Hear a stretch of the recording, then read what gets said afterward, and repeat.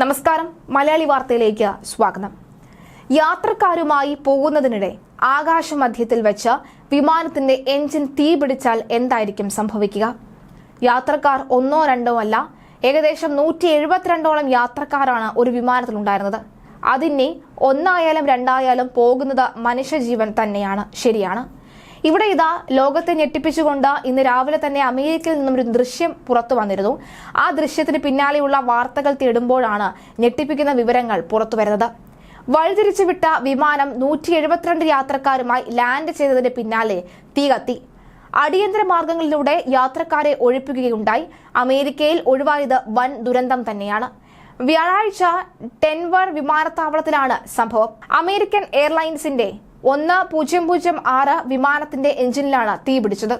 ഈ കൊളറാഡോ സ്പ്രിംഗിൽ നിന്ന് ഡല്ലാസിലേക്ക് പുറപ്പെട്ട വിമാനം എഞ്ചിനിൽ തീ കണ്ടെത്തിയതിനെ തുടർന്ന് ഈ ഡെൻവർ വിമാനത്താവളത്തിൽ അടിയന്തരമായി ഇറക്കുകയായിരുന്നു.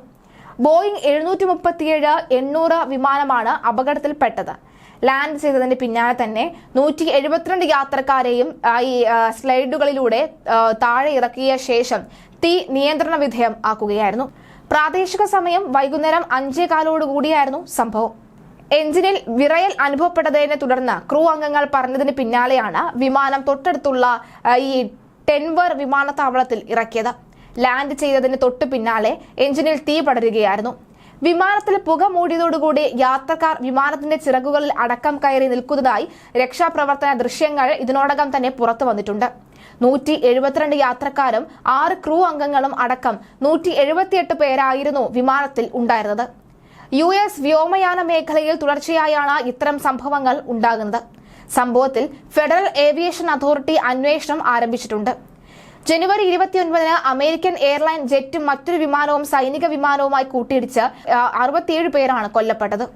അതേസമയം 190 യാത്രക്കാരുമായി പറന്നുയർന്ന വിമാനം അപകടകരമാം വിധം പറത്തിയതിന് EasyJet പൈലറ്റിനെ സസ്പെൻഡ് ചെയ്തു.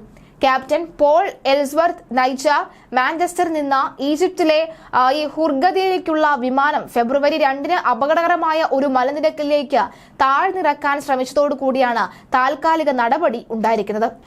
മാഞ്ചസ്റ്ററിൽ നിന്നും ചെങ്കടലിലെ റിസോർട്ടായ ഹർഗാഡിയിലേക്ക് യാത്രയായ വിമാനമാണ് അത്ഭുതകരമായ അപകടത്തിൽ നിന്നും തലനാടിലേക്ക് രക്ഷപ്പെട്ടത്.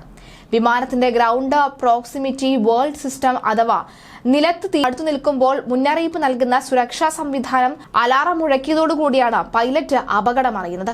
തുടർന്ന് അവസാന നിമിഷം പൈലറ്റ് ജോയ്സ്റ്റിക്ക് വലിച്ചുയർത്തിയതോടുകൂടിയാണ് എയർബസ് A320 വിമാനത്തിന് അപകടം ഒഴിവാകാൻ സാധിച്ചത്. സാധാരണയായി മലനിരകളിൽ നിന്ന് 6000 അടി ഉയരത്തിലാണ് പറക്കേണ്ടത്. എന്നാൽ എൽസ്വർത്ത് ഈ വിമാനം 2329 അടി ഉയരമുള്ള മലനിര 3100 അടി ഉയരത്തിൽ മാത്രമാണ് മറികടന്നത്. കൂടാതെ വിമാനം 4928 അടി പ്രതി മിനിറ്റ് വേഗതയിൽ താഴ്ന്നിരുന്നു. ഇത് സാധാരണത്തെക്കാൾ വളരെ അധികം വേഗവും ആണെന്ന് വ്യോമയാന വിദഗ്ധർ വിലയിരുത്തി. വിമാനത്തിലുണ്ടായിരുന്ന യാത്രക്കാർക്കോ ജീവനക്കാർക്കോ ഈ അപകടത്തിന്റെയും അതീവ ഭീഷണിയുടെയും കാരണങ്ങൾ മനസ്സിലായിട്ടില്ല എന്നാണ് മനസ്സിലാകുന്നത്. സംഭവം നടന്നതിന് അടുത്ത ദിവസം മാത്രമാണ് ഇത്തരമൊരു സംഭവം നടന്ന കാര്യം പൈലറ്റ് റിപ്പോർട്ട് ചെയ്യുന്നത്. സുരക്ഷയാണ് ഞങ്ങളുടെ മുഖ്യ മുൻഗണന. ഞങ്ങളുടെ പൈലറ്റുമാർ കർശനമായ പരിശോധനകളും പരിശീലനങ്ങളും അഭിമുഖീകരിക്കുന്നുണ്ട്. വിമാനം സാധാരണ പോലെ ലാൻഡ് ചെയ്തതാണ്. എന്നാൽ അന്വേഷണം പുരോഗമിക്കുന്നതിനാൽ പൈലറ്റ് ഇപ്പോഴും ജോലിയിൽ നിന്ന് മാറി നിൽക്കുന്നു എന്ന് EasyJet അധികൃതർ തന്നെ വ്യക്തമാക്കി. 2016-ൽ വാർത്തകളിൽ നിറഞ്ഞ പൈലറ്റാണ് പൗൾ എൽസ്വർത്ത്. സ്വന്തം മകൻ ലൂക്ക് ബ്രിഡ് ഏറ്റവും പ്രായം കുറഞ്ഞ പ്രൊഫഷണൽ പൈലറ്റ് ആയതോടുകൂടിയാണ് അദ്ദേഹവും വാർത്തകളിൽ ഇടം നേടിയത്.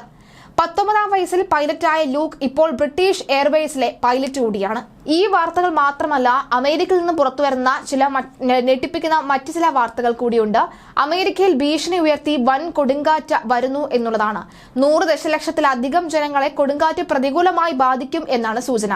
ഇന്നു മുതൽ ഞായറാഴ്ച വരെ ശക്തമായ ചുഴലിക്കാറ്റിനും വെള്ളപ്പൊക്കത്തിനും ഹിമപാതത്തിനും തീപിടുത്തത്തിനും സാധ്യതയുണ്ടെന്നാണ് കാലാവസ്ഥാ നിരീക്ഷണ കേന്ദ്രം മുന്നറിയിപ്പ് നൽകുന്നത്.